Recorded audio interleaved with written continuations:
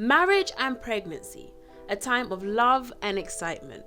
Or is it a time of pain, exhaustion, and despair? If you pick the latter, you have the same ideologies that Simone de Beauvoir, writer, existentialist, and feminist philosopher had when writing about motherhood in her book. As a prior philosophy student who studied feminist philosophy, I gained great insight on what it means to be a woman, how we are portrayed in the world, and the role we play in society. De Beauvoir suggests that motherhood was a woman's natural vocation. Since the female body is designed to propagate, women feel compelled to have children as a result. I aim to dissect Simone's theory by analysing how the female experience in animation can either help or hinder the female character. Today's topic is marriage and motherhood within animation, which is usually categorised in one of four ways. First, the nurturing queen. This is the pregnant character who is loving, kind, and caring. Characters turn to the nurturing queen if they need to be comforted or reinforced about an issue or a dilemma. This is seen with Chica from Emperor's New Groove. She's the pregnant mother of two who uses her intelligence and maternal instinct to teach the protagonist, Cusco, about humility and empathy. We then have the strong stallion. This is the pregnant character who acts as if she isn't carrying. They're physically strong and usually a little more masculine. This is seen in characters such as Mrs. Gloria Duong from The Weekenders, a character who likes to host rallies, lift boxes, and maneuver as if she isn't ready to pop. Then we have the trophy wife. This is the pregnant woman who is an asset to her husband. Usually younger and beautiful, her only character trait is being pregnant. This is seen with Bonnie from Family Guy. Even though she does have funny one-liners, Bonnie is really just the Griffin's next door neighbour. Although these three portrayals may sound negative, pregnant characters are always part of the good ensembled cast. They're never the villain or master manipulator, which further displays how pregnancy is objectively positive. But the fourth portrayal is one I like most of all. I call this the honest mum. A woman who admits pregnancy isn't the best thing in the world, that there are aches and pains, and sometimes the pregnancy may even be unwanted. The best character to explore this issue is none other than Sue Murphy from F.S.L. Family. A 70s housewife who aspires to do more in life than clean, cook, and nurture her children. She displays a real progressive attitude to what it means to be a woman in the 70s. But sadly, by the season 3 of the television show, Mrs. Murphy is pregnant with her fourth child. But before we dive into Sue as a character, let's talk about the show she lives in and the colourful characters she's surrounded by. F.S.L. Family is a Netflix adult animation created by Bill Burr and Michael Price, which is set in the 70s.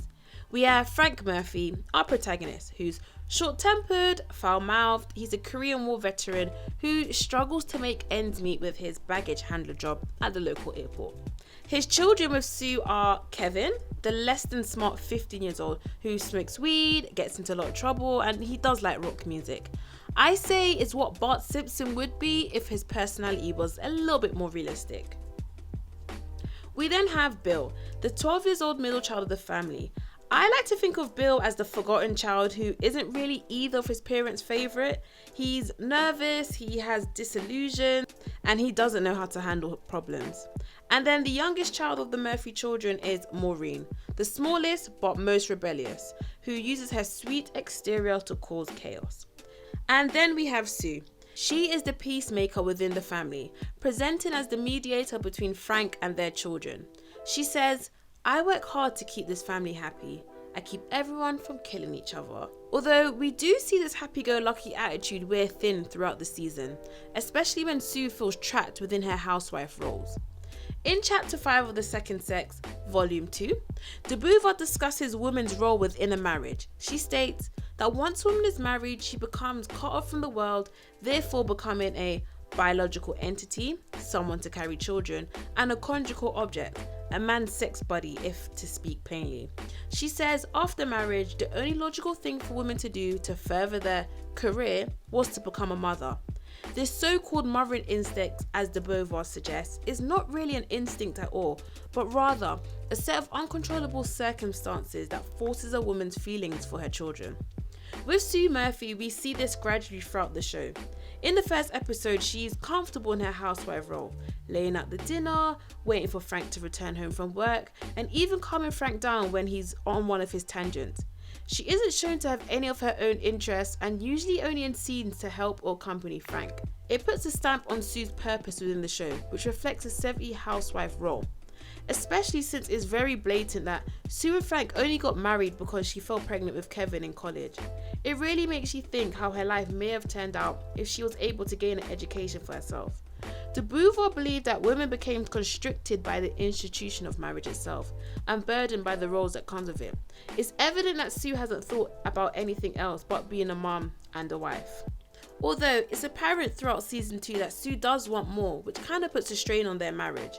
From financial issues, delinquent children, and Sue's own hope of becoming a working woman, the married couple do go through quite a lot.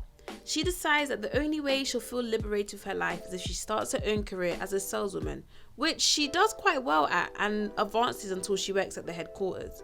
Then we are able to see how women are treated within the workforce. Sue struggles with the sexist comments made while working as a secretary for her boss. She's constantly mocked because she's regarded as a housewife. Only when Sue decides to insult the men back using curse words does she gain any respect. It's a real portrayal that I think about quite a lot. Do women have to constantly emulate masculine energy or boyish behaviour to gain respect within the workforce?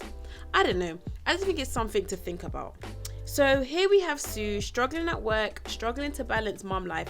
Then on top of all of that, Frank isn't too keen on Sue being a working woman, especially since he loses his job.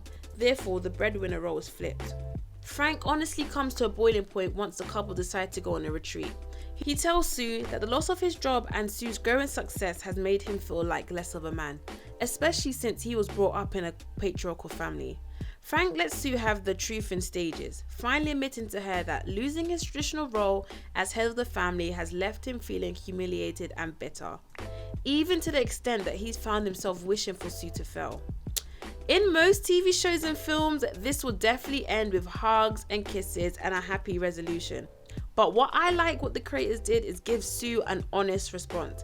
My girl Sue responded very colourfully, if I should say. And it had me snapping my fingers like, yes, queen, you let him have it. I'm not here to take sides, but I really fought it for her. She's constantly being told that she couldn't do anything more than just be a housewife. But the fact her own husband wasn't there to support her must have really struck a chord. Sue understands society norms, but she's also aware that she's an individual who's had her own thoughts and feeling and grows to express it. It's not until the end of season 2 where Frank has an epiphany. He realizes how poorly he's treated her, even going as far to say Sue is the best thing that's ever happened to him. It's a real progressive attitude that is held, which I think added to Frank's character growth. So it was a real surprise to see Frank acknowledge his wife as his other half, someone who he loves and accepts as a counterpart. Sue hears Frank's speech and is very touched, which is the catalyst to mending their relationship. They start to discuss their future plans together, which kind of gets sidetracked when they accidentally get pregnant with their 4th child. And this is where we see a great big shift in Sue's character. Once she starts to balance her work and home life, she's hit with the fact that there's another one on the way. With 3 children under her belt and age not being on her side, it's a real halt to her ambitions. De Beauvoir suggests that once a woman has given birth, the new existence is going to manifest itself and justify her existence. Which kind of means even though Sue may not want the baby, once she's had the child, she should feel liberated.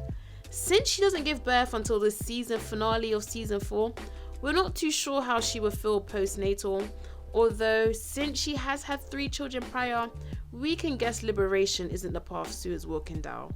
Sue is miserable, she feels trapped with her own body and is unable to continue to work towards her dreams of being an independent woman free of household chores and 24/7 mothering duties. But with all that to say, do I think Sue's female experience hinders her character? Not at all. I think Sue is one of the most realistic portrayals of a housewife. She loves her children and her husband, but she still wants and deserves more. I say Sue's storyline of always trying to be liberated whilst also holding on to her housewife duties is a novelty for TV. Middle-aged married women are usually one or the other, so it's refreshing to see a character try and fail, but still try to balance both. With all that to say, I think it's time I say my goodbyes. Thank you for watching this video, guys. If you have any other female characters you'd like me to make a video on, don't be shy, drop a comment below. Follow me on Twitter at Sims_key and on Instagram at __key draws. And don't forget to like, comment and subscribe. Key out.